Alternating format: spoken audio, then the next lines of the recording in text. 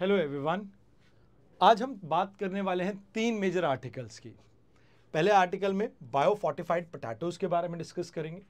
Second article में Thar desert में बढ़ती हुई बर्ड मोर्टालिटी के बारे में जानेंगे।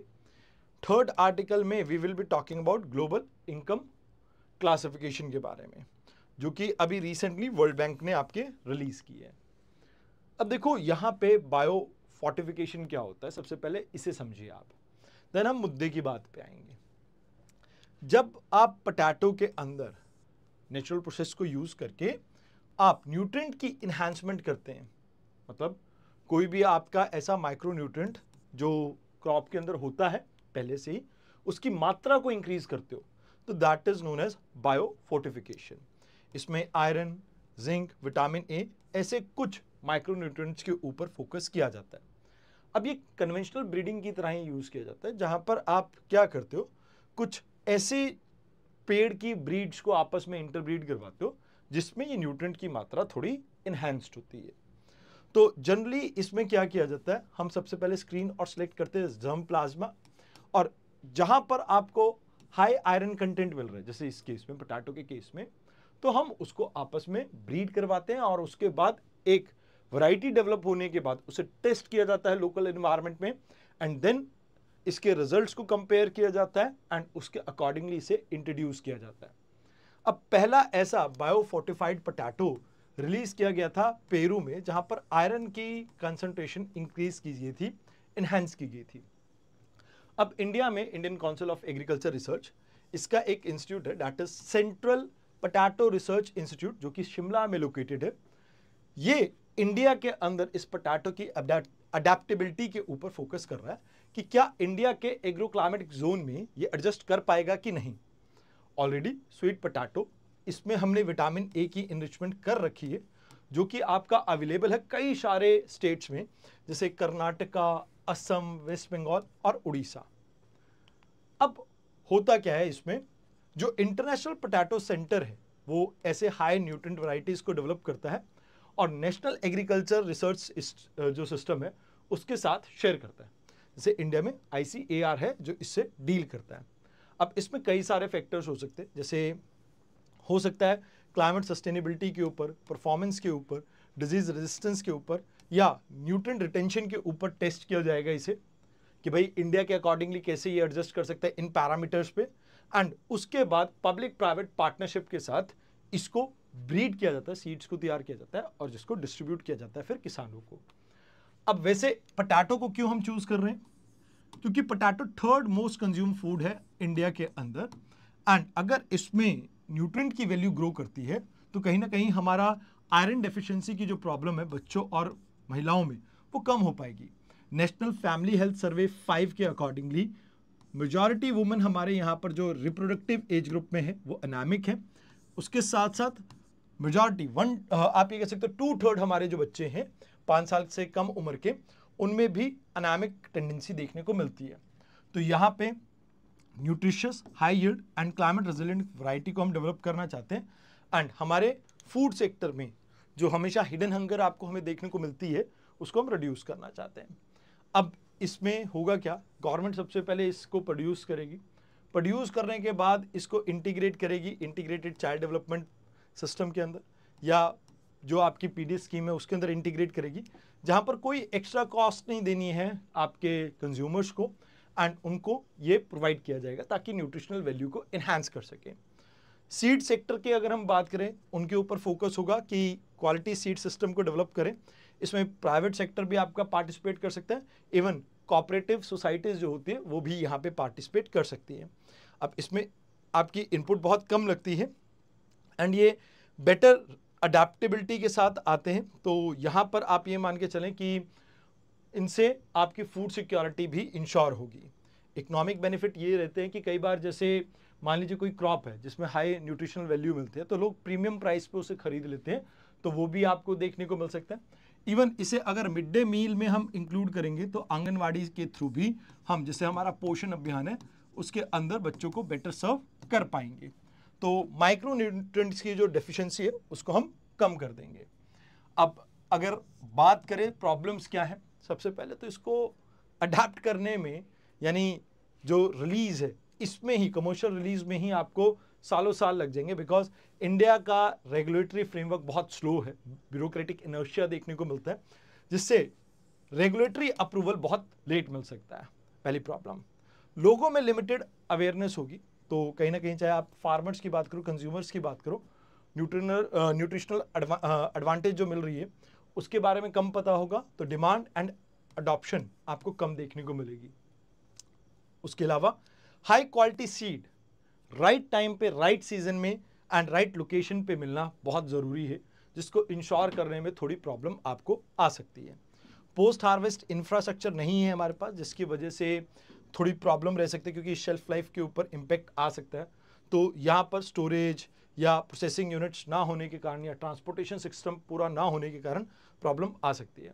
एंड हर इंसान को, जैसे स्मॉल और मार्जिनल फार्मर्स हैं, इनके पास क्या पता ये सीड्स खरीदने के लिए इतना पैसा ही ना हो, जिससे आपको थोड़ा कमी देखने को मिल सकती है इसकी अडेप्टेशन में या अडॉप्शन में, बिकॉज इंडिया में 75% किसान ऐसे हैं जो छोटे और मार्जिनल किसान हैं।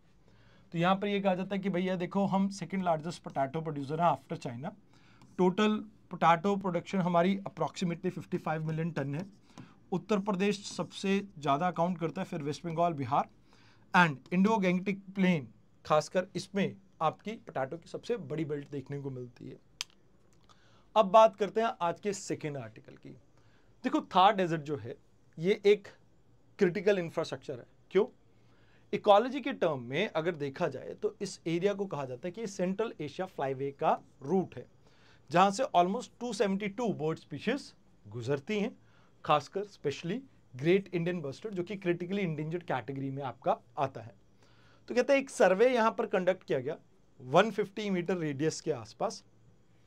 रेंडमली हमने 90 विंड टर्बाइंस को सिलेक्ट किया था, उसके आसपास के 150 मीटर के एरिया में इसे कंडक्ट किया गया, और अलग अलग सीजन्स में ये सर्वे कंडक्ट किए गए 7 बार, जहां पर आप ये मान के चलो हमने ये पाया कि ऑलमोस्ट 124 बर्ड्स की डेथ हुई।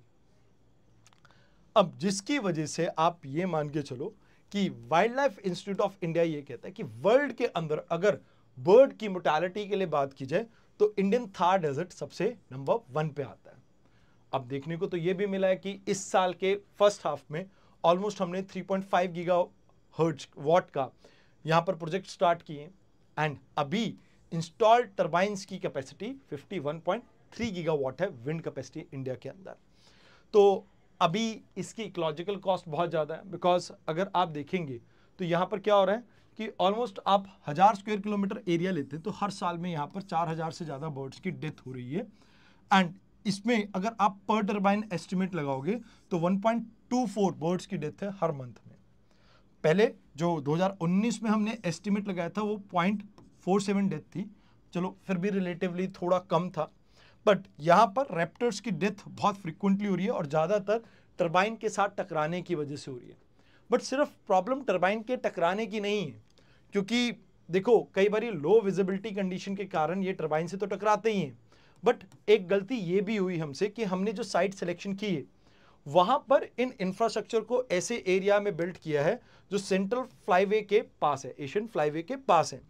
एंड मोर ओवर कहीं ना कहीं ये जो पावर लाइन्स हैं और टर्बाइंस हैं ये मिलके ऐसा एक आप ये कह सकते हो जाल बना देते हैं जिससे इन बेचारे पक्षियों को बचना थोड़ा मुश्किल हो जाता है।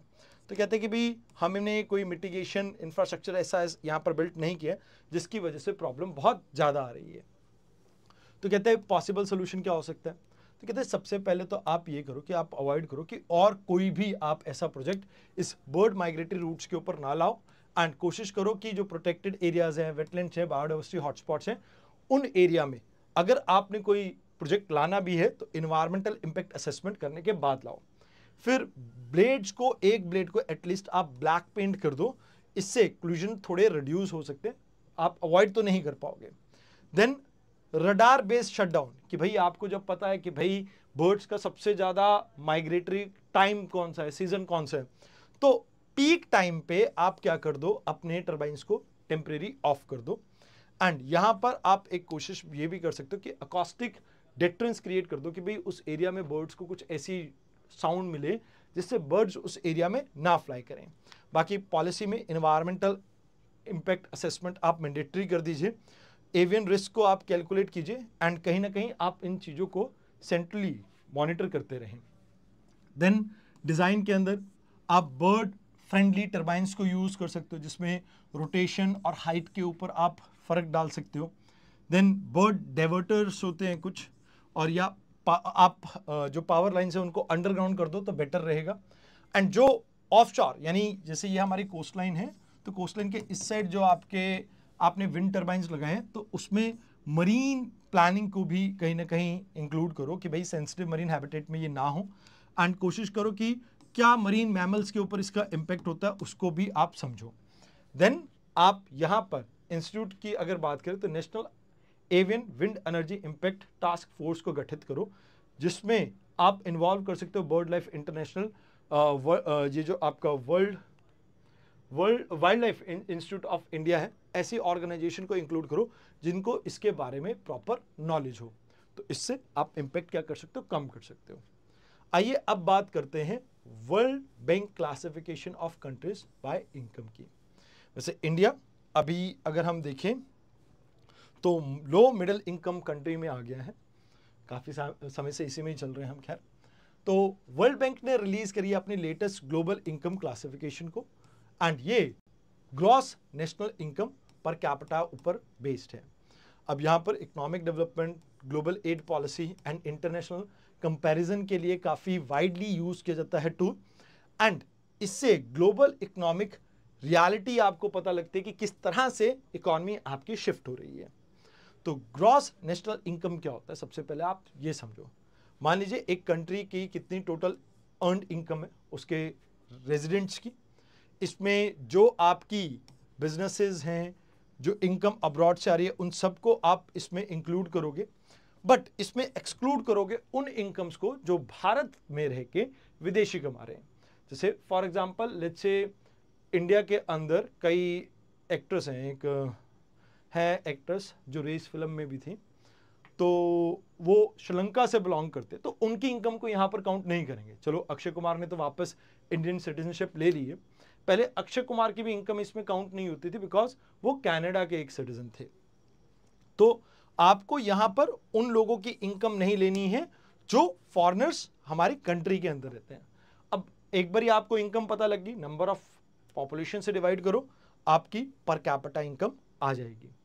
अब यहां पे आप ये बात समझिए कि इसमें लो इनकम कंट्री वो कंट्रीज है जहां पर आपकी पर कैपिटा $1135 से कम है। अगर 1136 से 4495 के बीच में है तो लो मिडिल इनकम कंट्री में आता है। फिलहाल इंडिया इसी कैटेगरी में फॉल करता है। अपर मिडिल इनकम कंट्री में आने के लिए आपको 4496 से लेके 13,935 तक की रेंज में आना होगा। देन अगर इसमें हाई इनकम की बात की जाए तो हाई इनकम में 13,935 से ऊपर कोई भी इनकम अर्न कर रहा है तो इस कैटेगरी में आएगा। तो कहते हैं मोटा मोटी अगर हम देखें 2004 में 37% global population low income countries में रहती थी, अभी ये घट के आपका कितना हो गया, 10 के आसपास आ गया। तो गुड, अच्छी बात है। देन सेम पीरियड में आपका अपर इनकम कंट्रीज जो है, अपर मिडिल इनकम कंट्रीज, इसमें नंबर 10% से इंक्रीज होकर अभी 35% आ गया है। तो कहते हैं कि भाई इसमें कई चीजें हैं जो आप इंक्लूड करते हो। सबसे पहले तो आप इनकम डाटा जो है नेशनल अकाउंट से लेते हो, उसे डॉलर्स के अकॉर्डिंगली कन्वर्ट करते हो एंड फिर एडजस्ट करते हो उसे एनुअली लाइक बेसिस पे जो यूज़ किए गए हैं special drawing rights, inflation rate, इन सबको आप एडजस्ट करते हो ताकि इन्फ्लेशन का भी थोड़ा बैलेंस कर सको। एंड ये एब्सोल्यूट टर्म में लिया जाता है, रिलेटिव टर्म्स में नहीं है। अब इसके बेनिफिट क्या है, वैसे तो 1980 के दौर से ही इसको यूज़ किया जा रहा है, but over a period time इसमें कुछ चेंजेस आए, जैसे आपने इन्फ्लेशन के अकॉर्डिंगली इसे एडजस्ट किया है। तो कहते हैं कि ग्लोबल बेंचमार्क है जो कि कंपेयर करने में कि ये इकॉनमी के अंदर पर कैपिटा ऐसा है, लिविंग स्टैंडर्ड ऐसा है, दूसरी में ऐसा है। जैसे इंडिया और यूएस का कंपैरिजन, यूएस और चाइना का कंपैरिजन, चाइना और इंडिया का कंपैरिजन, उसमें ये हेल्प करेगा। फिर वैसे ये डिसीजन मेकिंग में भी हेल्प करता है। अब जैसे मान लो किसी देश के अंदर लोगों की पर कैपिटा इनकम इंक्रीज हो रही है, तो there is a possibility that उस एरिया में डिमांड आपकी इंक्रीज हो, तो आप अपने प्रोडक्ट को उस कंट्री में लॉन्च करना चाहो तो वो चीज़ भी आती है। इन्वेस्टमेंट का एक टूल है, आप कह सकते हो।